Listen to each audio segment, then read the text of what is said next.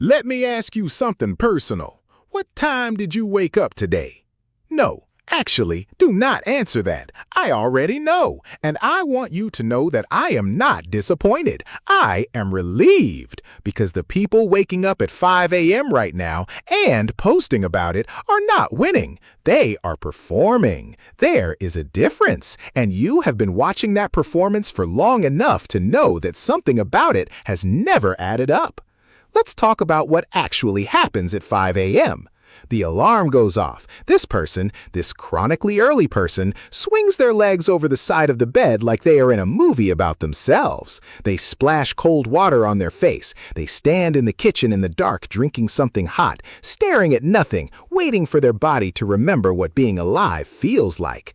They are not refreshed. They are not energized. They are simply awake before it was necessary, and they will tell you about it before lunch. Now, let's talk about you. Your alarm goes off, you look at it. You and the alarm have a quiet conversation that no one else is allowed to be part of. You make a decision, a considered, deliberate, fully conscious decision to negotiate 5 more minutes, then 10. Then you perform a rapid mental calculation that would impress any economist. You determine correctly that 20 more minutes of sleep is worth more than whatever was going to happen at the original time. That is not weakness, that is resource management. Here is what the 5 a.m. crowd will not admit to you. They are tired. All of them. Every single one. They are tired at 2 p.m. when the meeting runs long. They are tired at 7 p.m. when they promised their family they would be present. They are tired by 9 p.m. when the day is not even close to being interesting yet. They mortgaged their evening, their night, and the last hour of genuine rest their body needed, and they spent it standing in a dark kitchen. You slept.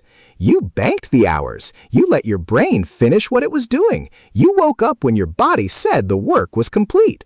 Science, real science, not podcast science, has a name for people like you. Night owls. And research from the University of Madrid studying over 1,000 adolescents found that night owls consistently score higher on inductive reasoning, the kind of thinking that solves problems that have never been solved before. They are smarter, on average, in the studies. You are welcome. Now here is the part nobody says out loud. The reason you cannot wake up early is not laziness. It is not discipline. It is not a character flaw that needs fixing with a cold shower and a motivational audiobook. It is that you come alive later. Your brain runs its best work between 10 p.m. and 1 a.m. You have known this since you were 16. Every creative thing you have ever done, every conversation that actually meant something, every idea that felt real, it happened after dark. You are not broken. You are scheduled differently. And the people selling you the 5 a.m. routine, the journals, the courses, the challenge where you wake up early for 30 days and transform your life, they are morning people. Genuine morning people, which means they are selling you a solution to a problem they have never actually had. That is like a tall person selling you a guide to reaching the top shelf. It works for them. That's why they wrote it. Here is your CTA. Not to subscribe, although you should, and you will, because something about this channel is going to keep finding you at exactly the right time, which is probably not 5 a.m.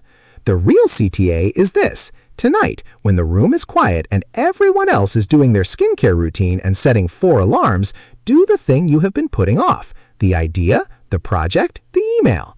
Do it at 11 p.m. when your brain is actually running. See what happens. Morning people build routines. Night owls build things. Stay still, stay smart, stay cave. See you in the next lesson, my champ.